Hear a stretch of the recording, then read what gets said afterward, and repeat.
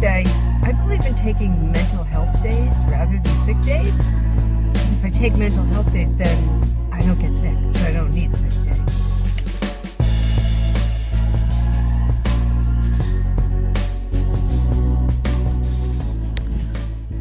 Ooh, beautiful snowstorm. But my thumbs are cold because it's a little wetter snow. So I had kind of a tough week, a stressful week, a lot of fear and worry, close family member. And at the end of it, when it was time for me to kind of like shift my role out of helping to back to my normal life, the first thing I did was to go snow swimming. I took a little trot down the icy road in ice bugs, so there was no chance of falling, which was great, and then went swimming in this icy river actually, and so I was able to kind of like get undressed and safely get across the little ice into the river and then back out again, access. And I was shocked at how unfreezing cold the water was, because in the fall when I was snow swimming, it was like getting colder day by day, the air and the water. And so it just was like getting more and more and more and more intense. And I probably got a little bit acclimated to it. And now here I am on the like aft side of winter in February. And it wasn't a problem. What didn't seem that shocking, but it was just the perfect shocking to kind of help me shift into a different role, like a really different role. So it was great. It was like a little marker in time and kind of like, yeah, get back to it. So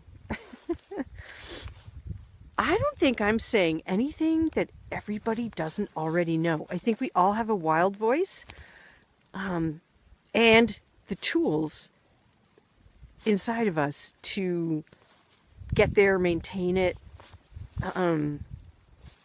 be in tune with it, enjoy it, love it, experience it. But it doesn't force itself on us. I've noticed. It doesn't force itself on me. Like I have to choose. I have to make a choice to live there. And I never regret it. It's always awesome. But it's mindful. It's definitely very mindful, which is a good thing. It's so beautiful out here. You can always tell when there's a little water in the snow because I can hear it on my hood. If it's a dry, smoky, powder kind of snow, you don't usually hear it. It's so beautiful. Just way out here, but a mile from my house. Just a little backyard adventure. And it's totally disorienting right now because this snow is it's coming in so hard that you can't make out the topography. You can't make out the normal terrain. So normally there's like big ridge of hills in front of me, and I can't, like I know they're there.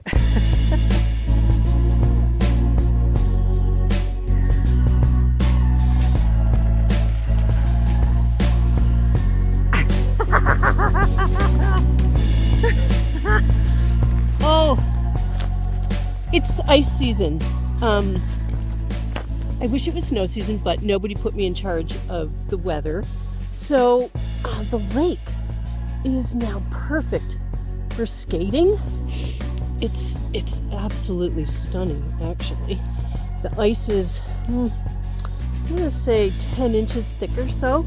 If you find a crack or an intersection where the plates of ice sort of, the pressure just causes them to crack, you can kind of see, you can kind of look down and see how thick the ice is, which is pretty cool. I see some ice fisherman holes, and I'm just going to go for a skate on this beautiful lake all year. It's such a gem. So I wanted to tell you the mouse patch story. See, you can even skate on your belly. It's going to get cold, so I better tell it quick. So when my husband and I were dating a million years ago, we both were living up behind the maintenance shed in this little tiny the world's tiniest little camper. That was his house.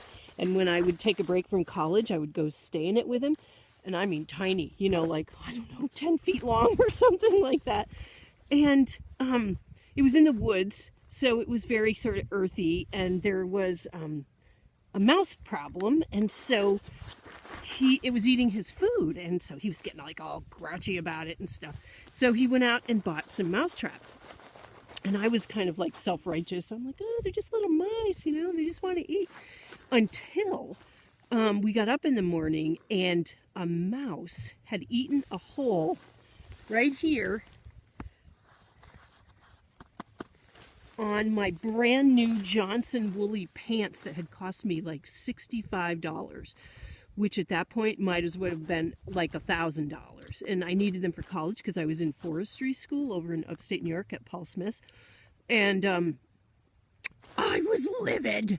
I was so mad. I had just bought these pants. You know, this is in the wool, still in the wool and cotton era, you know, and they were like the bomb diggity, you know.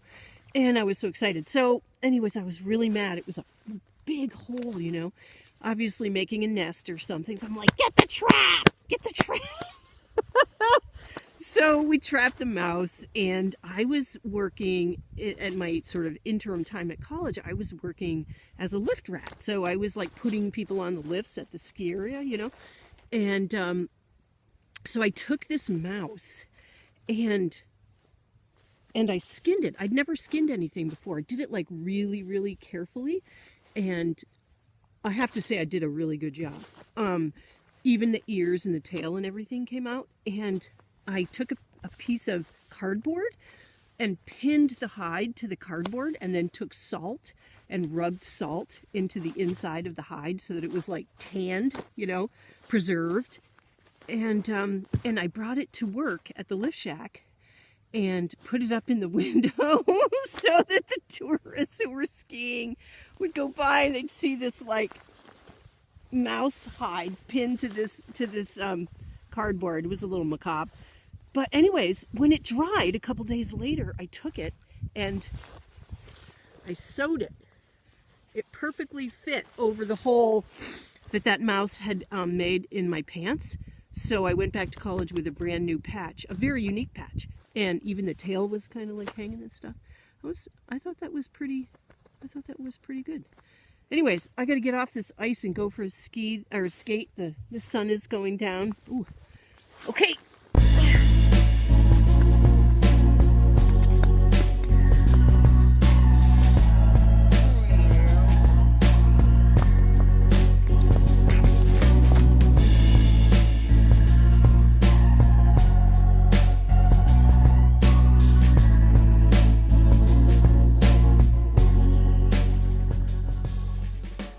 Hi. About 7 years ago, in the days and weeks surrounding my birthday, my 50th birthday, I just kept hearing my wild voice. I didn't know at the time that's what it was. I just kept hearing and sensing the word significant. So it happened so frequently that I decided to honor it. And on my birthday that year, I started a new practice. I started setting goals in the three main categories of my life: work, play, pray. And ever since then, I set new goals every year. And I love it because it gives me like a really positive set of things to work on, and it means I'm always growing. And so I am down on the East Creek on my skates.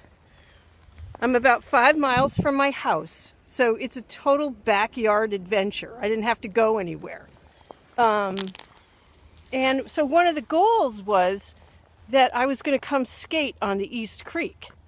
And every year in the end of January, we always get this sort of thaw freeze, and it just decimates our snowpack. And I'm like right in the middle of, doing the Catamount Trail or some other journey that I really love or adventure. And then we have a huge change. And so I've learned to just kind of like go with those changes and embrace them and enjoy them. And so if I set goals in certain categories and just keep myself well enough, then whenever there's a big change of weather, instead of having to like be really bummed out and having to wait for the next weather pattern, I can just grab my skates and, you know, go on from there. So anyways, I'm down on the creek, and I've never been on this creek before. And my goal is to skate the whole thing. I don't know if I will, and it doesn't really even matter. It just matters that I'm down here today, and I've honored my wild voice, which feels great. And I'm just sort of like, I'm doing something that I said I wanted to do. And creeks are a little freaky. You know, like lakes, all you need to know is how thick the ice is. But on creeks and rivers, it's constantly changing, and it's a little scarier. But I didn't have time because I just decided to do this morning. So I didn't really have time to... So I made myself ice picks. Got a set of two. They're around my neck on a really... It's thin, but it's a good nylon cord. So... I've got some ice picks. That helps me feel a little bit more secure. And I stepped out onto the ice, and a bald eagle flew overhead. How cool was that? So it's really beautiful. Nobody else is down here. And I feel like I'm, it might be hard to understand, like, what do I mean by a wild voice? And it's like, you know, you're driving along the road and you see this creek that's frozen over, and it looks perfect. And you know that it's been really cold, and it just looks like it's very skatable. But oftentimes we tend to go, nah, I shouldn't do that. Nah, you know, oh, that looks like good skating. I shouldn't do that. And we just sort of like shoot ourselves right out of it. Well, waking, like once you wake up your wild voice, she sleeps no more.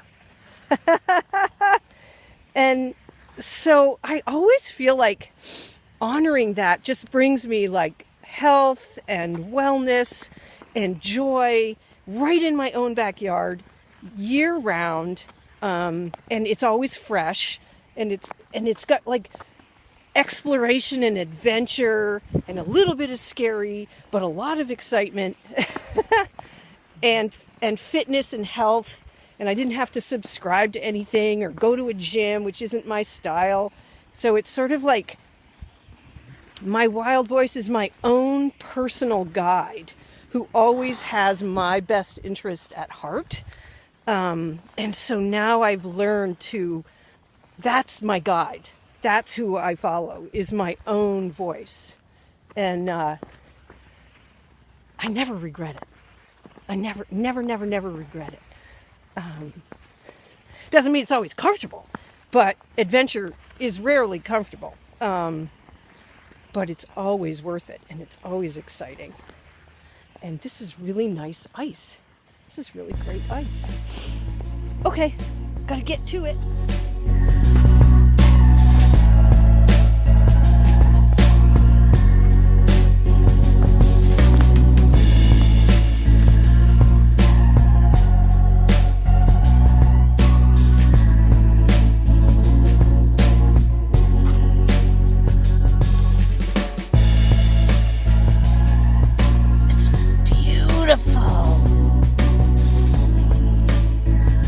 Hi, Missy.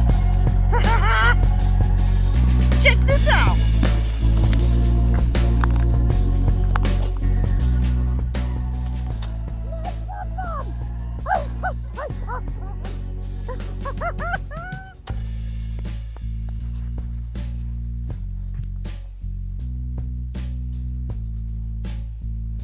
Oh, phew. Phew. My rabbit pom-pom. Meow. Can't do without that. Girl's gotta have her pom-pom. Oh yeah, oh yeah, oh yeah.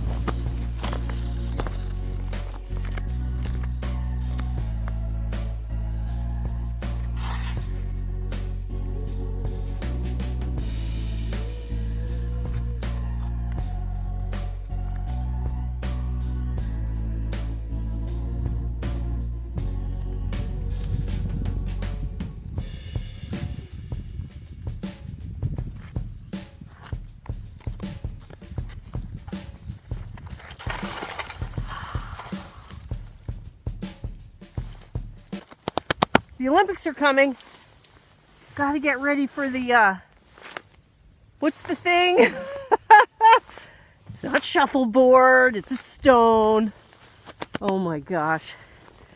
It's lost, I'm lost. I've lost it. Oh, what's the stone thing?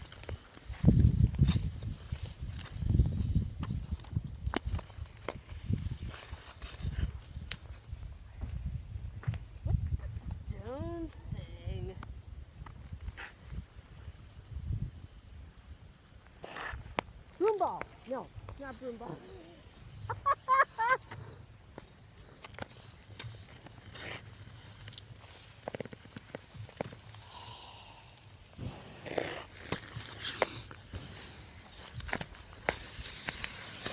Forget about it.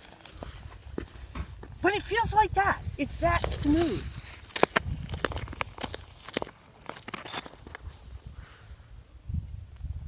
Wow. You know how few surfaces you can do that on in your life as an adult and not get hurt? So few, eh?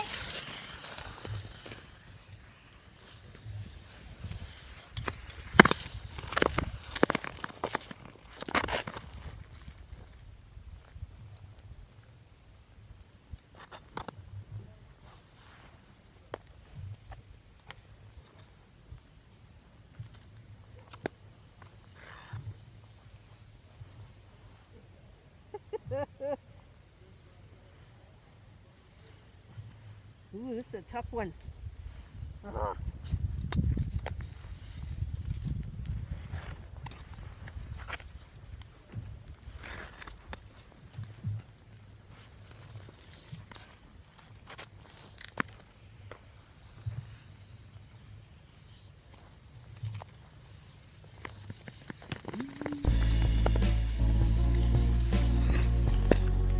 I'm back at my house after a wonderful skate, and my ice spikes made of I think they're meant for like concrete.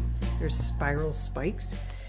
When I was out on the creek, they kind of ding together. Listen to this noise.